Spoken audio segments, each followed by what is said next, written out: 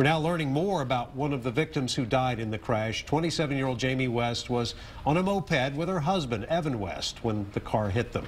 Evan survived, but he is still in the hospital. KXAN's Lindsey Bramson spoke with family members today who described them as a caring and loving couple.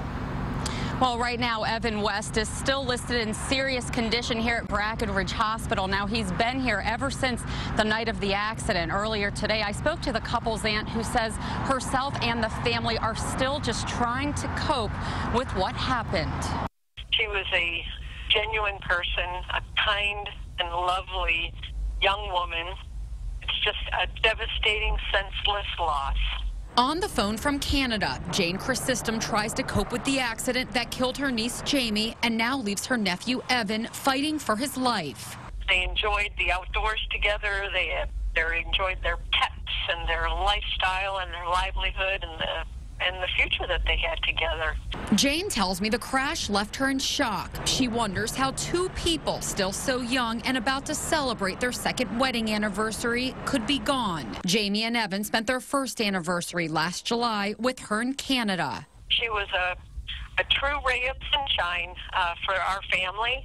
She was a newlywed and a far-reaching, creative person. Jamie worked at a local jewelry boutique in Austin. Her aunt says the two met while living in Indiana and moved to Central Texas to be closer to family. Evan's brother lives in Houston. Those who have been able to gather together are supporting each other and have a long road ahead of them, both for Evan's recovery and grief.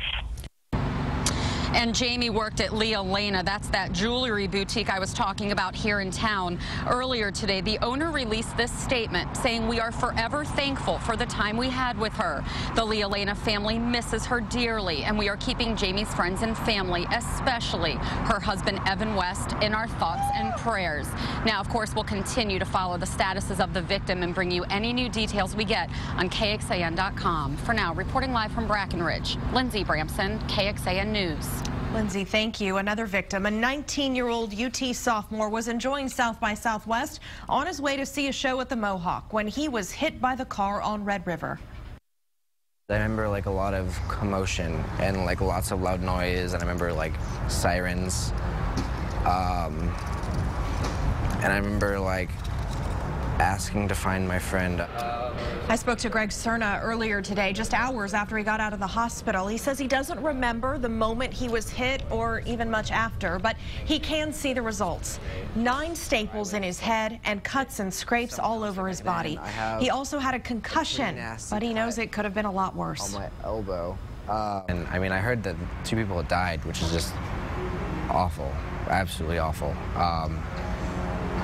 Like I feel like A, so lucky, and B, like so horrible that happened to happen to those people. We'll hear much more from Greg tonight on KXAN News at 9 and 10, including what he told me about how he feels about the man who put him in the hospital.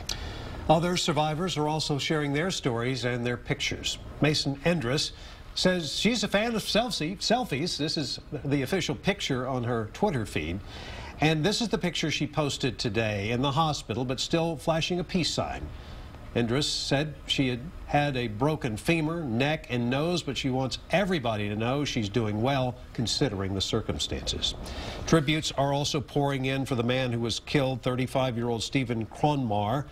Massive Music, where Stephen worked in Amsterdam, Holland, posted a new online message that said he was a son who took care of his mother and younger brothers when his father passed away.